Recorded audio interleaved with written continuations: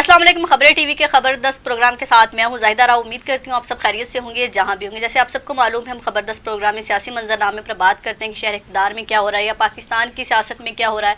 तो आज खबरदस्त प्रोग्राम में एक ज़बरदस्त खबर पे हम बात करेंगे कि वज़ीर-ए-आज़म इमरान खान ने कहा था कि कर्ज़े भी दिए जाएंगे अवाम को और घर भी दिए जाएंगे। वो घर तो पता नहीं पाकिस्तान को कब मिलेंगे, जब इमरान खान चले जाएंगे या तब मिलेंगे। और कर्ज़ों का क्या बना कि नौजवान नस्ल को कर्ज़े दिए जाएंगे बगैर किसी शर्त के, या कोई ऐसी आसान शराइत रख के दिए जाएगा कि हर इंसान उस कर्ज़ को हासिल कर सकेगा।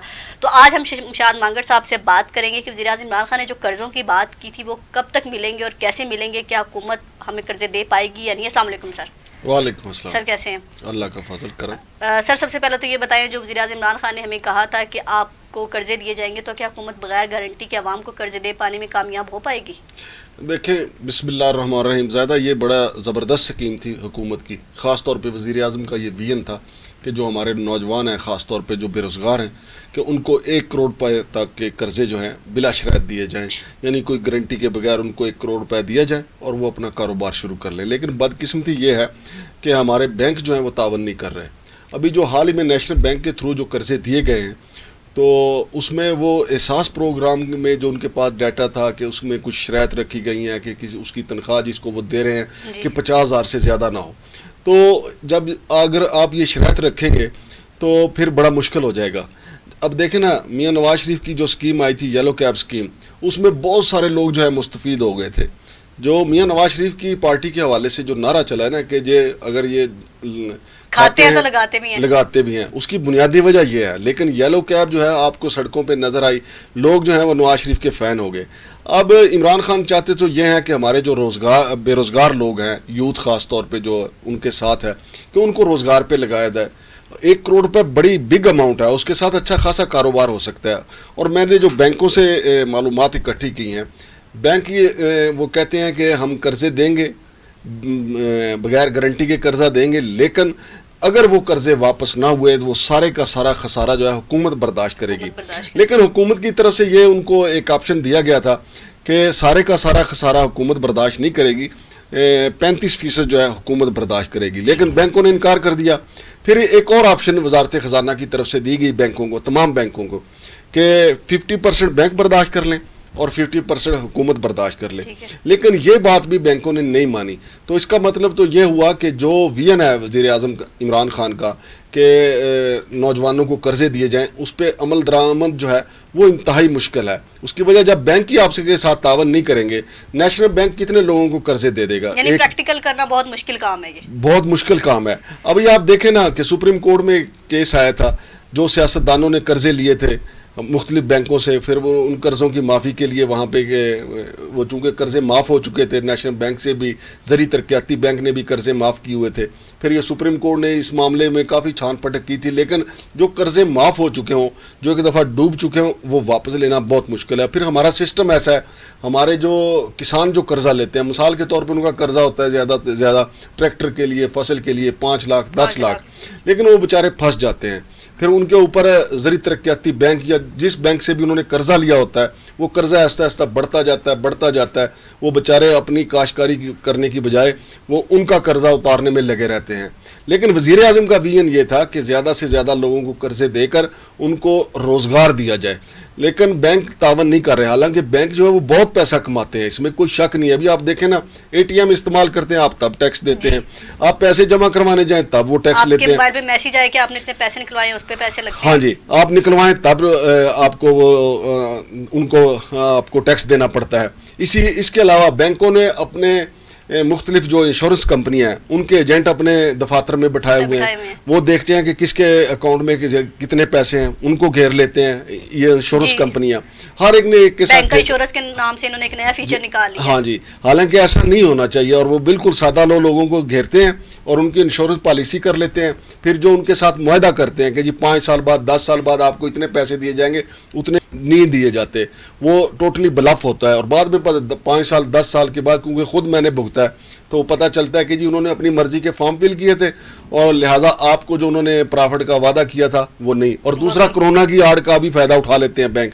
लिहाजा अगर वज़ीर-ए-आज़म इसके ऊपर इम्प्लीमेंट करना चाहते हैं कि वाकई वो लोगों को कर्ज़े देना चाहते हैं, और ये कर्ज़े उसी सूरत नज़र आएंगे कि जब वज़ीर-ए-आज़म اسٹیٹ بینک اور وزارت خزانہ ایک پیج پہ آ جائیں گے اور بینکوں کو یہ بات منوائیں گے کہ 50% یہ بڑی ہیوج اماؤنٹ ہے کہ 50% حکومت برداشت کرے اور وہ بھی اس صورت میں جب قرضہ ڈوب جائے اور 50% بینک برداشت کرے. لیکن بینک جو ہے وہ یہ بات ماننے کو تیار نہیں, جس کی وجہ سے بات آگے نہیں بڑھ رہی. ابھی جو احساس پروگرام کے تحت جو قرضے دیے گئے ہیں وہ تو تھوڑے سے لوگوں کو ملے ہیں. ہاں جی, 1000 آپ دیکھیں نا 26 کروڑ کا ملک ہے, اگر آپ 1000 2000 بندوں کو 3.5 سال تو ہو چکے ہیں حکومت کو, 1.5 سال قرضہ رہ گیا, تو مجھے نہیں لگتا یہ ممکن نہیں ہوگا قرضے دینا. دیکھیں زیادہ میں آپ کو بتاؤں جو عمران خان کی تربیت ہے نا وہ ہر بات میں چونکہ کرکٹ کی ذکر ضرور کرتے ہیں. عمران خان نے جس دور میں کرکٹ کھیلی ہے نا اس میں وہ 30 اووروں میں 100 کیا کرتے تھے پاکستان کی ٹیم جو ہے, اور پچھلے 20 اووروں میں 200, یعنی جب 300 رنز ہم بناتے تھے 20 اووروں میں 200 اور پہلے 30 اووروں میں 100. تو عمران خان کی جو حکومت ہے, ابھی اگر آپ پچھلی حکومت کے پی کی دیکھیں تو 3 سال میں انہوں نے اتنا کام نہیں کیا تھا جو پچھلے 2 سال میں انہوں نے کام کیا تھا. ابھی آپ دیکھیں کہ وزیر اعظم کا ویژن یہ ہے کہ پچھلے جو 2 سال ہیں ان میں زیادہ سے زیادہ لوگوں کو ریلیف دیا جائے, زیادہ سے زیادہ لوگوں کے کام کیے جائیں. لیکن اس میں دیکھنا اب یہ ہے کہ مشینری ان کے ساتھ تعاون کرتی ہے یا نہیں, وزارت خزانہ ان کے ساتھ تعاون کرتی ہے یا نہیں. اب یہ بہت بڑا ایک ایجنڈا ہے کہ لوگوں کو فی کس جو ہے بغیر شرائط کے 1 کروڑ روپیہ, کوئی غریب میں کہتا ہوں کھا بھی جائے گا, امیر بھی تو کتنے اربوں خربوں کھا گئے, اگر کوئی غریب 1 کروڑ روپیہ کھا جائے گا سرکار کی طرف سے, لیکن مجھے پتہ ہے جس غریب کو 1 کروڑ روپیہ ملے گا بغیر گارنٹی کے وہ ضرور کوشش کرے گا کہ وہ اپنا کوئی نہ کوئی کاروبار کھڑا کر لے, اور زیادہ تر لوگ اپنا کاروبار کھڑا کر لیں گے. لیکن بینک چونکہ سرمایہ دار لوگوں کے ہیں اور سرمایہ دار کبھی نہیں چاہتا کہ کوئی غریب اپنے پاؤں پہ کھڑا ہو جائے, کیونکہ غریب اگر اپنے پاؤں پہ کھڑا ہو جائے گا تو ان کو مافیاز کا دور ختم ہو جائے گا, مافیاز کا دور ختم ہو جائے گا. لہذا وزیر اعظم کے اچھے ویژن کو بینک مل کے گندا کر رہے ہیں. ہمارے مافیاز سپورٹ نہیں کرتے. ہاں جی بالکل صحیح. اور سر نیشنل بینک کے صدر کا مستقبل کیا ہوگا؟ دیکھیں نیشنل بینک کے صدر جو ہیں ان کا معاملہ چونکہ ہائی کورٹ میں ہے اور ان کی نااہلی سے متعلق پہلے سنگل بینچ نے ان کو نااہل قرار دے دیا تھا, پھر 2 رکنی بینچ جس کی سربراہی جسٹس جناب چیف جسٹس اطہر من اللہ نے کی, پھر 2 رکنی بینچ نے ان کا کیس سنا, پھر اس کے بعد فیصلہ محفوظ ہو گیا. اب میرا خیال ہے چونکہ ان کا جو مدت ہے مدت ملازمت وہ ہے 12 فروری 2022 تک, تو عدالت کو اس پہ حوالے سے فیصلہ دے دینا چاہیے, چونکہ عدالتوں کی مرضی ہے, عدالتوں کا سبھی احترام کرتے ہیں. لیکن جب فیصلے محفوظ فیصلے طوالت اختیار کر لیتے ہیں تو پھر چہ منگوئیاں شروع ہو جاتی ہیں, لوگ طرح طرح کی باتیں کرتے ہیں. مثال کے طور پہ میں آپ کو بتاتا ہوں کہ جب چیف جسٹس افتخار محمد چودھری صاحب تھے تو شہباز شریف کی نااہلی سے متعلق شاہد دارالقضائی کی ایک درخواست تھی اور وہ جینون درخواست تھی, اس کے اوپر انہوں نے اسٹے دے دیا تھا سابق چیف جسٹس جناب افتخار چودھری صاحب نے. تو شہباز شریف صاحب اپنا 5 سالہ دورے جو حکومت تھا بطور وزیر اعلیٰ وہ پورا کر گئے. اس وقت جو موجودہ اسپیکر صوبائی اسمبلی ہیں چودھری پرویز لائی صاحب وہ باتیں بھی کرتے رہے, وہ کہتے بھی رہے کہ عدالت نے اسٹے دیا ہوا ہے. لیکن عدالتیں پھر اس وقت جب ظاہر ہے جو بیٹھا ہوتا ہے جو جج ہوتا ہے وہ اس بات کی پرواہ نہیں کرتا کہ کون کیا کہہ رہا ہے.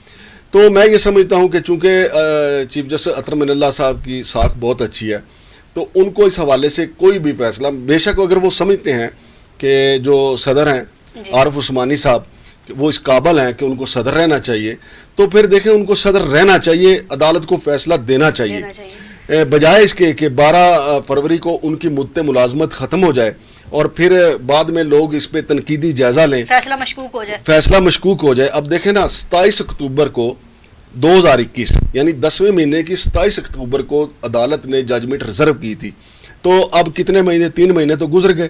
تو فاضل عدالت کو اس پہ فیصلہ دینا چاہیے جائے کہ جو لوگ مثال کے طور پہ جو پٹیشنر ہے جس نے ان کی نااہلی کی درخواست دائر کی ہوئی ہے اب وہ بے شک وہ عدالت پہ تنقید نہ کرے لیکن اپنی نجنی محفلوں میں تو وہ بات کرتا ہوگا کہ جی ججمنٹ ریزرو ہے, فیصلہ محفوظ ہو تو نیشنل بینک کا صدر جو ہے وہ محفوظ ہے. اور پھر اس کے علاوہ آپ کو نیشنل بینک کی میں ایک اور بات بتاؤں وہ بھی بڑی ضروری ہے کہ نیشنل بینک کا 1 ماہ پہلے جو ہے وہ ڈیٹا ہیک ہو گیا تھا اور جس سے بیرون ملک جو پاکستانی ہیں ان کو پیسے بھیجنے میں بڑی دقت کا سامنا رہا اور یہ بہت بڑا کرائم تھا. یہ انٹرنیشنل قوتوں نے کیا یا مقامی طور پہ کیا, لیکن میرے ذرائع کہتے ہیں کہ یہ اندر کا مافیا ہی تھا, یہاں کا مافیا تھا جنہوں نے یہ کیا تھا. اصولی طور پہ تو یہ اس وقت یہ جو عارف عثمانی صاحب صدر ہیں انہوں نے کہا تھا کہ FIA تحقیقات کر رہی ہے. اب اس بات کو بھی 1.5-2 ماہ ہو گئے تو کوشچن یہ 1 ماہ تک یہ ڈیٹا ہیک رہا تو اب تک FIA نے کسی کو ذمہ دار ہی نہیں ٹھہرایا. کسی کے خلاف کوئی مقدمہ ہی درج نہیں ہوا. جب اتنے بڑے جرم ہوتے ہیں پھر ان پہ پردہ پوشی کی جاتی ہے. اب دیکھیں ہماری جو معیشت کا دور و مدار ہے, وزیر اعظم بھی کہتے ہیں کہ باہر سے ہمارے سمندر پار پاکستانی جو پیسے بھیجتے ہیں وہ ڈالروں کی شکل میں آتے ہیں, اور وہ زیادہ پیسہ جو ہے نیشنل بینک کے تھرو آتا ہے. جب نیشنل بینک کا ڈیٹا ہی ہیک ہو جائے گا تو پھر قوم کدھر جائے گی؟ ہم یہ کہتے ہیں کہ نیشنل بینک کا جو ڈیٹا ہیک ہوا, ایف آئی اے نے اس پہ انکوائری کیا کی, کون ذمہ دار تھا, اس کے خلاف مقدمہ درج ہوا یا نہیں ہوا؟ ابھی تک کچھ نہیں ہوا. اب 12 فروری کو جب موجودہ صدر کی مدت ملازمت پوری ہو جائے گی تو یہ گھر چلے جائیں گے. ٹھیک ہے, ہو سکتا ہے کہ میں بھی ان کو ایکسٹینڈ کر دیا جائے اگر عدالت ان کے حق میں فیصلہ دے دیتی ہے, لیکن اگر ان کو نااہل قرار دے دیتی ہے یا یہ ویسے اپنی مدت ملازمت پوری کر کے گھر چلے جاتے ہیں, جو ان کے دور میں فیصلے ہوئے ہیں یا جو فیصلے کر رہے ہیں, جو بھرتیاں ہو رہی ہیں, جو قرضے دیے جا رہے ہیں, تو ان کو پھر ویلیڈیٹ کون کرے گا؟ تو یہ کوشچن کھڑا ہو جائے گا. تو میں چیف جسٹس جناب اطہر من اللہ صاحب سے فاضل عدالت سے یہ اپیل کروں گا کہ اس حوالے سے بر وقت فیصلہ کریں تاکہ فیصلہ مشکوک نہ ہو جائے, فیصلہ مشکوک نہ ہو, لوگوں کو بات کرنے کا موقع ہی نہیں ملنا چاہیے. اور ویسے بھی یہ جو پچھلا جو 2021 گزرا ہے, چیف جسٹس جناب اطہر من اللہ اور ان کے ساتھی ججوں نے بڑے زبردست فیصلے کیے ہیں. میں امید کرتا ہوں کہ اس سلسلے میں وہ کوئی درست اقدام کریں گے. Thank you sir. جی شمشاد مانگر صاحب سے آپ نے سنا کہ نیشنل بینک کے صدر کا کیا مستقبل ہوگا. 12 فروری کو فیصلہ آئے گا, اس سے پہلے انہوں نے ریکویسٹ کی اطہر من اللہ صاحب سے کہ کوئی ایسا فیصلہ لے جس پر کوئی بات نہ اٹھ سکے, کوئی سوال نہ اٹھ سکے. اور جو قرضوں سے ریلیٹڈ ہم نے بات کی, وزیر اعظم عمران خان کو چاہیے کہ اگر قرضے اس کو نوجوان نسل کو دینے ہیں تو کوئی ایسا پریکٹیکل اقدام اٹھایا جائے جس سے ہم فائدہ اٹھا سکیں. واقعی روزگار نہیں ہے اس ٹائم, لوگ کاروبار کرنا چاہتے ہیں اور لوگوں کے پاس ایسی ایسی سکلز ہیں, ایسے ایسے طریقے ہیں کہ وہ اپنا کام کر سکتے ہیں, صرف اس وجہ سے نہیں کر سکتے کہ ان کے پاس سرمایہ نہیں ہے. وہ بات انہوں نے بالکل ٹھیک کی کہ ہمارے یہاں سے مافیا جو ہے وہ کبھی ختم نہیں ہو سکتے, اور یہ نہیں چاہتے کہ غریب جو نچلا طبقہ ہے وہ اوپر اٹھے. یقیناً وزیر اعظم عمران خان نے جو مدینہ کی ریاست کی بات کی, اس میں یہی بات وہ بار بار کرتے ہیں کہ نچلا طبقہ اوپر آئے گا تو پاکستان ترقی کر سکتا ہے. تو یقیناً آج کا پروگرام آپ کو اچھا لگا ہوگا. نیکسٹ خبردست پروگرام میں کسی زبردست خبر کے ساتھ آپ کے ساتھ آئیں گے. اپنا اور اپنے پیاروں کا بہت خیال رکھیے گا. اللہ حافظ.